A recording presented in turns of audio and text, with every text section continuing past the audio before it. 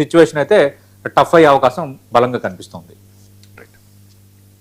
ఇక సుగాలి ప్రీతి అంశం పవన్ కళ్యాణ్ జనసేన పార్టీ నుంచి చాలా సీరియస్ గా ఈ అంశాన్ని లేవనెత్తారు. సుగాలి ప్రీతికి న్యాయం జరగాలి, నేనుంటాను అని చెప్పి కర్నూలులో అప్పట్లో ఒక సభ కూడా పెట్టారు. వాస్తవానికి 2019 ఆగస్టు 17న ఈ ఘటన జరిగింది. అంటే నిన్నటికి ఈ ఘటన జరిగి సరిగ్గా 7 ఏళ్లు. ఇప్పుడు సుగాలి ప్రీతి తల్లి వీల్ చైర్ యాత్ర చేస్తాను అంటూ ఉన్నారు. ఎందుకంటే సుగాలి ప్రీతి వాళ్ళ తల్లి హ్యాండిక్యాప్డ్, నడవలేరు.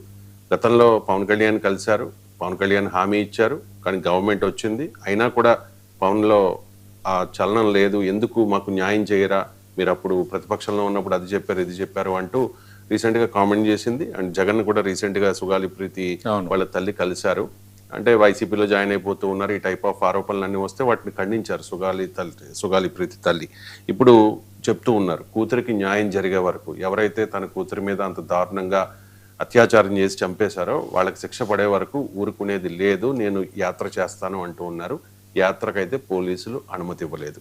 ఇది ఇప్పుడు ఈ సుగాలి ప్రీతి అంశం చుట్టూ రాజకీయం నడుస్తుంది ఏమంటారు? అంటే సుగాలి ప్రీతి అంశం చాలా మందికి అవగాహన ఉంది, కొందరికి అవగాహన లేదు. ఎందుకంటే ఈ మధ్యకాలంలో కొందరు అంటే గతంలో ఫాలో అవ్వని వాళ్ళు సుగాలి ప్రీతి కేసు ఏంటి నాకు ఒకరు అడిగారు.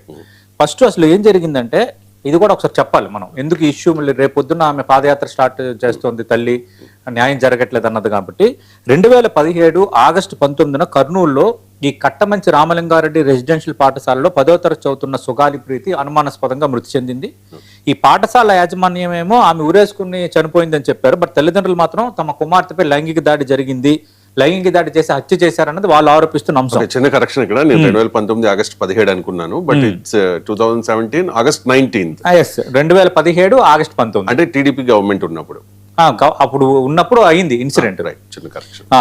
అయితే ఈ మేరకు న్యాయ పోరాటం ప్రారంభించారు. తొలుత రాష్ట్ర పోలీసుల పరిధిలోని ఇది సాగింది. తర్వాత రాజకీయ ప్రజా సంఘాల ఒత్తిడి పెరగడంతో సిబిఐ దర్యాప్తు అంశం కూడా తెర ముందుకు వచ్చింది.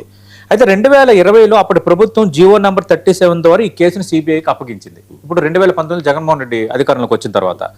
అయితే ఇదే సమయంలో కేసు దర్యాప్తు వ్యవహారం మరుపు తిరిగింది. సిబిఐ కేసును స్వీకరించేందుకు విముఖత వ్యక్తం చేస్తూ హైకోర్టు కొన్ని వివరాలు ఇచ్చింది. కేసులో అంతర్రాష్ట్ర పరిణామాలు లేదా సిపిఐ జోక్యం అవసరమైనంతగా సంక్లిష్టత కనిపించడం లేదని సిబిఐ ఆల్రెడీ కొంత వైఖరి వెల్లడించింది. అయితే ఈ కేసును సిబిఐకి అప్పగించిన దర్యాప్తు ఎందుకు ముందుకు సాగడం లేదన్న ప్రశ్న మరోసారి ముందుకు వచ్చింది. ఈ పరిస్థితుల్లో పవన్ కళ్యాణ్ కూడా గతంలో ఈ కేసులో సాక్ష్యాలు తారుమారయ్యాయి, డిఎన్ఏ ఆధారాలు సరిపోవడం లేదని వ్యాఖ్యానించారు. అసలు ఈ సాక్ష్యాల పరిస్థితి ఏంటి, కేసు దర్యాప్తు ఏ దశలో ఉంది, నిందితులపై తదుపరి చర్యలు ఏంటి అన్న ప్రశ్నలు మరింత తీవ్రమయ్యాయి. 2019 ఎన్నికలకు ముందు ప్రతిపక్ష నేతగా ఉన్న సమయంలో పవన్ కళ్యాణ్ ఈ ప్రీతి కుటుంబాన్ని కూడా పరామర్శించారు.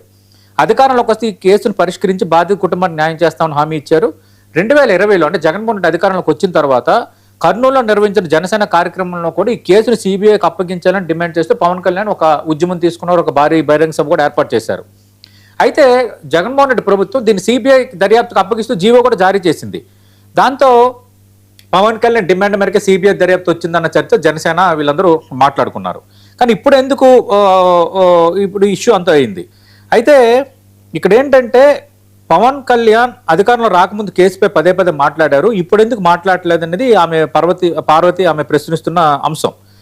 అయితే గత ప్రభుత్వ హయాంలోనే ఈ కేసును యాక్చువల్గా రాజకీయంగా తీసుకెళ్లింది జనసేన, కానీ గత ప్రభుత్వ హయాంలోనే సాక్ష్యాలు బలహీనపడ్డాయన్నది కొందరు చెబుతున్న మాట.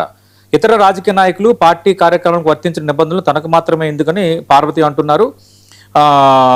కర్నూలులో ఉన్న తన కూతురి సమాధి నుంచి అమరావతి సెక్రటేరియట్ వరకు వెళ్ళి ప్రభుత్వాన్ని నేరుగా ప్రశ్నించాలి అనేది ఆమె నిర్ణయం. ఆమె యాత్రకు అనుమతి లేదని ఇప్పుడు పోలీసులు చెప్తున్నారు. యాత్రను ఆపలేరు, న్యాయం కోసం వెనక్కి తగ్గనని ఆమె అంటున్నారు. మరోవైపు లా అండ్ ఆర్డర్ సమస్య తలెత్తొచ్చు అని పోలీసులు అయితే దీన్ని నిరాకరిస్తున్నారు. అంటే ఇప్పుడు సమస్య ఏంటంటే కూతురు సమాధి నుంచి నేను యాత్ర ప్రారంభిస్తా, నాకు న్యాయం జరగట్లేదు, ప్రభుత్వం ఎన్ని ఇబ్బందులు పెట్టినా పోలీసులు ఎన్ని ఆంక్షలు విధించినా తన పోరాటాన్ని ఆపబోమని స్పష్టం చేస్తున్నారు. అయితే అందుకు ఈ ఆగస్టు 19న కర్నూలులో ఏం జరగబోతుంది అనేది ఆసక్తికరం. అంటే రేపు ఆమె బయలుదేరదామని అంటున్నారు. ఇక్కడ 2 రకాల అంశాలు చూడాలి. ఒకటేంటి, 9 ఏళ్ళు గడిచిపోయాయి, కూతురు లేదు, కేసులో తేల్చిన న్యాయం లేదు, దోషులపై చర్యల్లో స్పష్టత లేదు. కానీ ఆమె తల్లిగా పోరాటం చేస్తున్నారు, ఆమె ఆవేదన అర్థం చేసుకోదగింది. కానీ అదే సందర్భంలో సిబిఐ ఈ కేసుకు సంబంధించి సిబిఐ దర్యాప్తుకు ప్రభుత్వం అప్పగించిన తర్వాత సిబిఐ హైకోర్టులో ఒక అఫిడవిట్ వేసింది. ఏమని చెప్పింది సిబిఐ?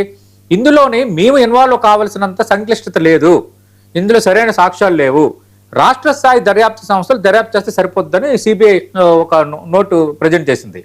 యాక్చువల్గా ఇప్పుడు ఈమె చేస్తున్న ఆరోపణలు ఏంటంటే పవన్ కళ్యాణ్ టార్గెట్ గా కొన్ని మాట్లాడుతున్నారు.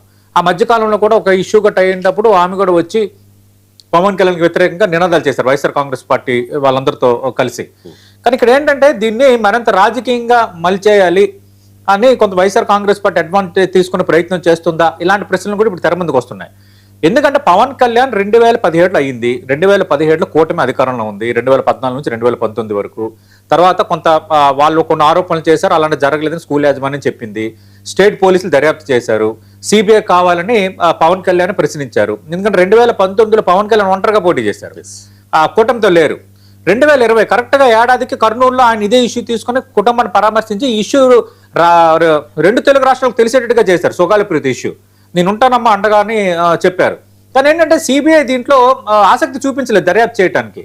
తర్వాత ఇప్పుడు ఆమె చేస్తున్న డిమాండ్ ఏంటి, 2020లో అంత జరిగిపోయింది, 2021, 22, 23, 24 అంటే ఆ 4 సంవత్సరాలు అంటే 2019 నుంచి 2024 వరకు ఎవరు అధికారంలో ఉన్నారు? రావు గారు, జగన్, వైఎస్ఆర్ కాంగ్రెస్ పార్టీ అధికారంలో ఉంది. మరి అప్పుడు సిబిఐ దర్యాప్తుకి ఇచ్చారు, సిబిఐ విముఖత చూపించింది, సాక్ష్యాలు లేవని చెప్పింది. బట్ పవన్ కళ్యాణ్ పదే అంశాన్ని ప్రస్తావించారు, జరిగింది.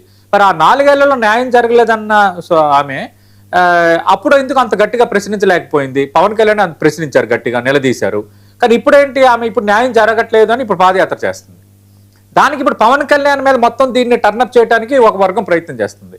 పవన్ కళ్యాణ్ టార్గెట్ చేయాలి, పవన్ కళ్యాణ్ మీద ఇది ఇష్యూని ఆమె ఇచ్చారు కాబట్టి ఇతను న్యాయం చేయట్లేదు, పవన్ కళ్యాణ్ దీనికి కారణం అని పవన్ కళ్యాణ్ వైపు ఒక నెగిటివ్ సెన్స్ గా దీన్ని మార్చడానికి అయితే ఒక ప్రయత్నం జరుగుతున్నట్టుగా తెలుస్తోంది.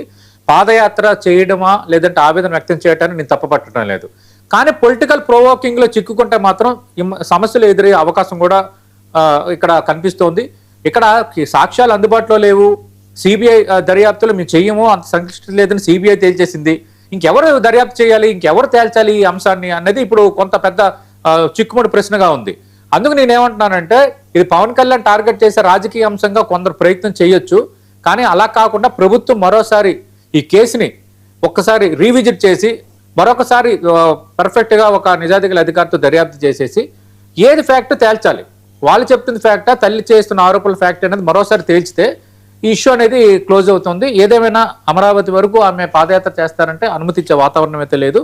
ఏదేమైనా ఇందులో ఒక రాజకీయం ఉంది, కొంత ఆవేదన ఉంది. ఈ రెండు కలగలిపిన అంశం కాబట్టి ఇది పొలిటికల్ గా ఏ మూవ్మెంట్ తీసుకుంటుందో అనేది చూడాలి. ఇక తమిళనాడులో రాజకీయం అంతా కూడా త్రిష చుట్టూ తిరుగుతూనే